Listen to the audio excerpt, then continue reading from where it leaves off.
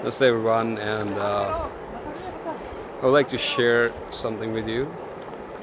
I would like to share where I am right now. I'm standing right next to the holy river Ganga, and I want you to look at this in the middle of Ganga, this beautiful looking island.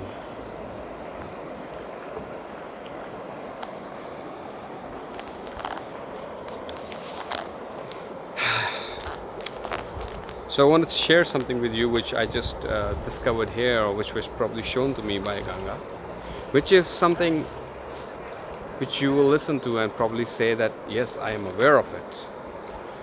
But that awareness is of no good if we are not applying that awareness. And that's what she cleared, for me. The doubt that she cleared for me was this: that the root cause of so many problems in our lives, the root cause why a certain thing is happening in our life. So if you look at it like from an elemental form or a point of view, so I'm standing right next to Ganga, and that's the element water, right? I can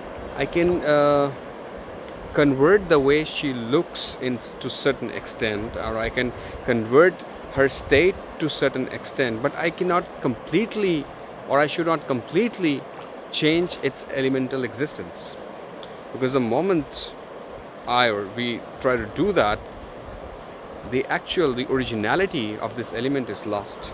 And if the originality of this element is lost, and the new element that we have as a byproduct of whatever transformation or whatever change happened is definitely not going to be what it was, and it's definitely not going to be as powerful as it was before. If we have to relate this with astrology, so if you look at the composition, the elemental composition of a person, and often the with people, especially with people, the reason why we have issues with people is like we are constantly trying to change their elemental formation. And also we have to understand that it's not something that we are wanting to do, or it's not something that we plan to do, but it happens automatically because of the element that is more strong in us. And interestingly, the element water or the element fire, like if you have too much of fire is not so much interested, or it doesn't get so much of acknowledgement through another fire. So what it would like to do would be to associate itself with another element. And when it tries to associate itself with another element, there is going to be a change. One of the element is going to get dissolved. Like, so if it's a big fire and you put water into it, the water is going to get evaporated. Or if it's a small fire and you put water onto it, the water will disappear and the place will just look like as if it was water and some ashes. So this brings me to this point, though, that I'm trying to make here, that if we have to have a healthy working relationship with people around us, we need to appreciate them with the kind of energies or the kind of personality which is strong in them, and not try to convert it or not try to transform it because we think they need a transformation. They probably don't need a transformation. Like they already have a transformation which is happening in their own way. And the day we probably, I think, realize this and start practicing it would be the day, and a lot of things in our life is going to get very simple. And also at the same time, we have to also remember that no single element can exist. They have to exist. They have to coexist. All the elements, like especially in our body. And just this, in the same way, like people have to coexist. We have to coexist with each other. But we have to coexist with each other in the same way in which the elements are existing in our body, not in the way we see them. Because this is my example of water putting off fire, or fire evaporating water, and all these things. They happen at a physical level outside of our body, but inside of our body they are able to create that harmony unless we are sick.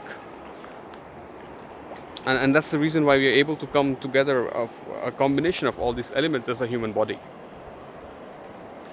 So this, what I'm trying to say here is that this importance of knowing each other as a different being, appreciating as each other as a different being, and still seeing the similarities, still seeing or still appreciating or still acknowledging that there is a strong need for us to coexist. If we don't, then we divide and we separate and we move away. And then our existence is like this island that I showed you, like this, in the middle. If you will look at this mountain here, and this mountain here, and the mountain in the background, you would see there is life on those, there's life on these mountains. There are trees, there are birds, there are so many things. There are food and people and everything. But this island, you see this island, nobody is there except the butterflies, seasonal butterflies, who come for a day or two and then they disappear. Just a piece of rock, does not have all the elements on it. So this is what we have to understand, that we are not an island on our own.